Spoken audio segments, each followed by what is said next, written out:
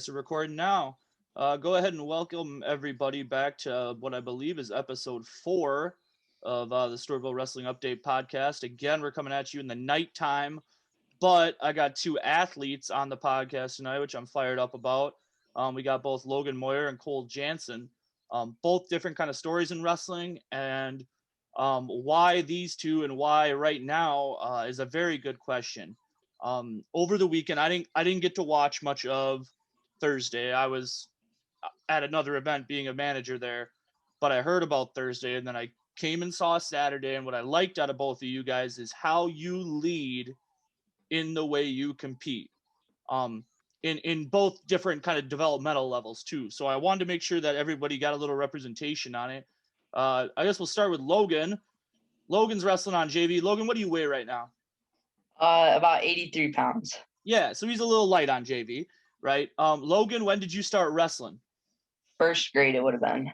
Okay, so you've been wrestling for a minute. Yeah. Right? And now it seems like things are starting to turn a tide a little bit. Would you agree? Yeah. Why? Starting to add up. Why? Why is it working right now? Over the years, just developing what works and what doesn't work. And that's a big piece for you, right? And I don't think anybody's amiss by saying that, because you have a different skill set and a different body to work with, right? You have to adjust the way you attack techniques, the way you attack tactics. And it seems like you're finally figuring out how to make that work in your favor, which can be hard, right? Everybody, you can look at it as a mountain to climb, or you can look at it as, the bridge across. But I think you're doing a really nice job of really figuring that out as an athlete. And again, in the way you compete, not just in the way you train or in the way you treat your teammates, but in the way you compete. And I got Cole Jannsen on here. Cole's on varsity. Cole, what do you weigh? Like, where'd you wrestle this weekend? 38 or 45? 152. 52. Geez, you guys are all getting way bigger than I thought. Yep. And Cole had a pretty decent week, I would say, and a pretty good weekend. And it seems like things are kind of finally coming together for you a little bit too. Mm-hmm. Talk a little bit. When did you start wrestling? So I wrestled, I think it was 2 years in youth. And then I think I just quit because it was like hard. I don't know. I didn't really understand it as a kid, or like why to wrestle. But and then my dad talked my older brother in his senior year to go back out for wrestling. And I didn't really want to do it, but he kind of convinced me to come along, and I struggled like a lot in my 9th grade year, but just making strides each year for me has been key. And I hear you're quite the golfer. Geldy told me to say you got quite a double for a golf kid. Yeah. Is that like how far do you drive the ball? It's not like an athletic kid sport, but I drive like 250, 275. I have no idea if that's good or not, because I know absolutely nothing about golf, but we're gonna let the people decide whether or not that's good and whether they're gonna give you a hard time. But yeah, I think it's interesting. I'm just better at hitting it straight. Carter's the one that can pound the ball, my older brother. Okay, so you guys have to have the contest to figure out. He might have the distance, but you can put it where you need to. Yep. Interesting. All right. Well, we just need to dive into it. And again, I wanted to have you guys on because I see you as two guys who are leading by the way you compete. Let's talk about last weekend. Obviously, Thursday, Kenyon and Dover come into town. We don't need to harp on it, but I do think it's something that needs to be addressed, and I'm sure it's something that you guys have addressed eternally. So either one by one, I don't care who wants to take it, but talk about how first of all, what happened in your eyes, and then how you guys think it's been addressed since then. I can go first. So the first duel, there's no way to like hide it. It didn't go good. It was awful. And so after the duel, we went in the room, and Bakken and all the coaches were in there with us, and they were just they were like, you kind of got to look inside and ask yourself why you do this, why you compete. And they were kind of telling us, you got to look forward to the days of competition. Like, you don't do all this hard work and practice for nothing. So then we went out, and Doriota, they're a good team too, and we're a little down on some guys right now, but we went out there and we competed, and I personally had kind of what I'd say is like my breakthrough match maybe this year. I beat a kid 7-5, It was a close match, but as a team, we brought the bench energy, and that's key for us. And just focusing on just competing and not just rolling over for a better team than us. And I'm going to stop right before I let Logan speak, because I'll admit it right now. I showed up Saturday, Cole, and I had to ask about your match. I'm like, I needed to know what happened, right? And that's no disrespect, but on paper, up until that point, right, that's probably not what one would, you throw it into the algorithm. That's probably not what it spits out. But that's exactly the kind of performance that kids need to cue off of, that kids needs to see and go, wow, like, and again, absolutely no disrespect to you, but somebody who, came back to the sport late. So somebody who hasn't been doing it forever, and somebody who isn't put on the pedestal of they're the full-time wrestler. For somebody like you to straight up go in and win a match that you're quote unquote not supposed to, right? I think that's something that people need to cue off of. That people need to go, how did he do that? And how can we replicate it at 14 weights? So I'd agree, but that was honestly the very first thing I said. I walk in, I go up to the table and BS with Jagger and Al and some of them and Heath, and finally I'm like, okay, so what happened in Cole testing? Like, I need to know what happened. And so kudos, heck of a match by both of you guys. Logan, talk to me about what JV. What is your viewpoint out of everything? JV on the other hand, on Thursday we kind of came out good against Kenya Wanamango, and then we didn't really get a good warm up in the middle of the break for Dover Yoda. We didn't wrestle too good against Dover Yoda, or as good, I should say. Okay, and those are things that like us as fans kind of wonder about too, right? I mean, like, well, we're nerdy people like me who watch warm-ups and stuff, but like, you can tell when a team comes out a certain way what may have led to it. But a lot of times we're left in the dark, right? So it's kind of interesting to hear, you guys owned up to it. Hey, we didn't get the warm-up we needed. But I will say it looks like, again, things change. And I hate that this is a reoccurring thing here, right? It's not like, I don't want to point out a trend, but like the week duels, sometimes we hit a struggle point, and then it seems like by the weekend you guys are back rolling hot, because you guys come in Saturday and not everything perfect. I'm not going to say it was the most beautiful duel in the world, but it was two programs fighting tooth and nail for a win. And I thought both levels attacked it in that manner. Talk a little bit about Saturday, Logan.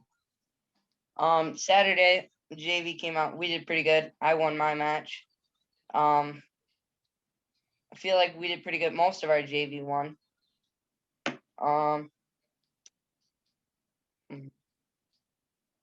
That's all you have to have. You ain't got to give me some great pontification here, Logan Moyer. I'm not Okay. asking you to write an essay. Jannsen, thoughts on Saturday?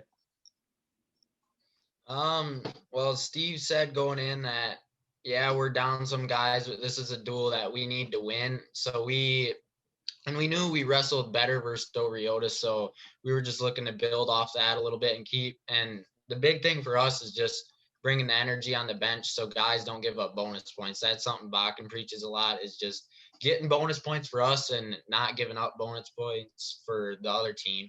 So like Lincoln Doobie's match, that was big for us. Like, he faced a better kid, but he didn't go to his back and he fought hard. And then overall as a team, we got the pins that we needed to too. So it was good.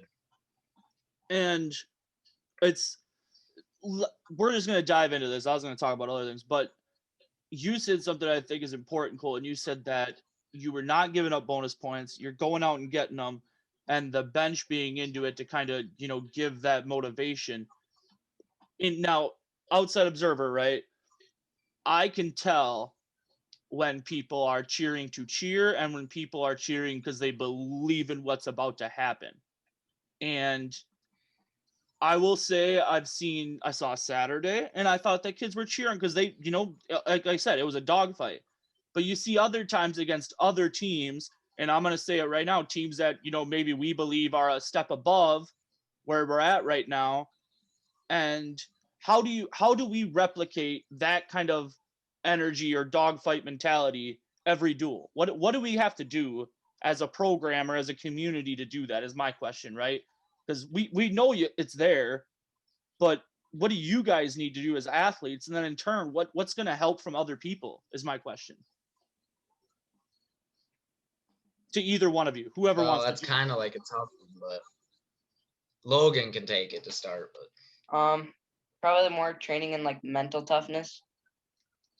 Someone's got to beat the champ to be the champ, kind of deal. Okay. Cool.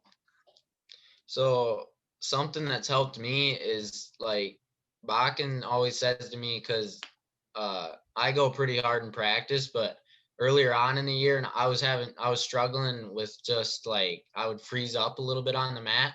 So Bakken kind of just asked me like, so what's going through your head before a live go in practice? And I said, not much. I'm just thinking about scrapping with the guy. So Bakken told me to do that on Saturday, and that helped a lot. So I mean, going up versus a good guy, like a really good team, maybe everyone's mentality just needs to be not thinking about it too much and just going out and scrapping. And it's hard, right? And I mean, I think that we're at a point where you guys know I'm not on here to pick on you, but that is a difficult thing to do as a high school athlete, to focus not on, a ranking or a number or a record or whatever else, That's a difficult thing to process because again, somebody's put you in the pecking order now and they put you behind somebody. And it's very easy as a high school athlete or as a high school kid in general to say this is what's expected. Yeah, but but my only goal, right, as an outsider is how do we get over that hump? How do we get past that? And I think you brought up a very good point, Cole. We got to focus on just scoring the next points. Just enjoying the fact that we wrestle. I will say, so I'm receiving texts, right? Because everybody, oh, what's happening over in Stewartville? I don't know. I'm in Rochester. I don't know why people are asking me that, but they're asking me what's going on. And one of the things that I kind of thought was first and foremost, like we need kids that lead by the way they compete. There is not a shortage of positive energy on the bench, right? And I applauded this a couple weeks ago because I think all the way from your seniors all the way through your seventh graders, kids are cheering for each other, right? So there's a certain amount of relationship and community built within that team already, and that's evident as an outsider, not just listening to coaches or you guys, right? Just observing it. But now, how do we get everybody to believe that we're out there to win? I think it's another big giant step that it's going to take little steps to get to. But I certainly hope you guys kind of move towards that. Talk a little bit about tonight. How was practice tonight? What's morale like? You guys are going in to compete tomorrow. Just kind of give us a quick little preview or tell us what, how things were tonight, getting ready for Byron and Cannon Falls tomorrow at home. You want to go, Logan, or me? You can go. All right. So tonight's practice was, I don't know, I thought it was pretty tough. Like we had a good amount of live and just a hard drill before that. But going into Byron and Cannon Falls, we're just looking to build off the Fillmore duel and bring the same energy. And you said it's a home duel? That's what I'm under the impression of, yes. Yeah, it's home. It is? All right. So, I mean, if it's in our gym, we just got to bring that same energy. And like you said, leading by the way that we compete, that's all we can do. What about you, Logan? What do you think? How was practice tonight? How are things going? What's things going to look like the rest of the week? Tonight we did seemed a lot more running than usual, and then a little bit more live also, a little bit tougher. And then I think we, like Cole said, build off of Saturday against them, and then work off of that and build off of what we've been winning off of. And again, outside, I think a big piece for your team, with where you guys are at, is getting all 14 cylinders running at once, right? It seems like we've seen it up to this point in the season. We're about midway through. Like, I don't know how Heath has been addressing this, but like it's like 2 weeks to sections. Like the sand is running through the hourglass a little bit, and I don't say that to like throw in added drama, but that's where I'm at, with the guys that I'm coaching and everything. I'm like, hey, this is give or go time. We have to figure this out. And it's good to hear that these things, and you guys are talking about how hard you work tonight, right? Not normal for a night before an event, but when you look big picture of the season, right? We're about 5-6 weeks out of the state tournament. This is when you're going to see those dividends 5 or 6 weeks from now. So that's obviously a part of the training plan. But I like that you guys have a plan, right? And I think that this team really needs people to step up and lead the plan. And even if you don't necessarily believe it right now, it's got to be built in right now. I and again, I don't they don't let me in the room, COVID and everything else. It's been hard. It's been hard not to be in the room to watch you guys work out just because it kind of takes me away from it. But one thing that kind of helped us as a team that kind of gelled together, and it's so stupid, but we used to walk around and I think Heath probably made us do this one time, and it kind of drove us nuts, and we just made fun of it until everybody started doing it anyway. But we had to shake everybody's hand. Anytime you walk by a teammate, you had to shake their hand, talk about how you were state champions. We are state champions. And we look dumb, right? Like nobody looks cool shaking their partner's hand or shaking somebody's hand in the middle of school day. We are state champions. But I tell you what, by the end, we felt like it, right? And it started by faking it, and it started by having a breakout performance, kind of like you said, Cole. As an individual, you felt that, right? Now it's time to bring all 13 others on board and bringing the whole JV on board with that. I think that with what you guys have done so far and some of the accomplishments and matches you've had, it's time to spread that, right? And I think you two are definitely the guys to do it. Friday, you guys are away against St. Charles. Do you guys know if that's a try or not? I think so. Yeah, I got changed to a try, I'm pretty sure. I think it's Wabasha and St. Charles on Friday, and I don't believe there's any fans. Tomorrow is regular try. Right. Yeah, regular try with fans tomorrow night starting at 5 with Byron and Cannon Falls. Couldn't tell you the order. Quite honestly, not really all that picky because you guys wrestle first and third anyway. And then Wabasha and St. Charles on Friday without fans. Anything else you guys want to add into the conversation at all? I want to give you guys the last word, at least in our conversation, before I talk about any other things I got to wrap up. But nope. Logan, any big words? Mighty Logan Moyer. Logan, every time you come off the mat, I just want you to have one strap, and you just look like King Kong, ready to take somebody out. It freaks me out, man. I tell you what. Because your chest gets real puffed, especially when you win, Logan, because everybody's chest gets a little bigger when they win, right? I'm the same way. I could win a game of cribbage. My chest gets bigger. But Logan walks out the mat like, I just want one strap down. You can't on the mat, obviously. But at some point, we need a picture of that because I think it'd look great. But thank you, both of you guys. I really appreciate you hopping on the podcast. And I think the people want to hear from the kids, right? We don't always want to sit and hear from me, or we definitely don't all want to hear from Heath. So I appreciate you guys hopping on and giving, everybody else kind of a look into the room without doing it right. And again, there's certain things that I think got to stay in the room personally. And I think you guys did an awesome job of handling this conversation without getting too far into things that maybe need to keep in house, but also letting everybody else behind the curtain a little bit.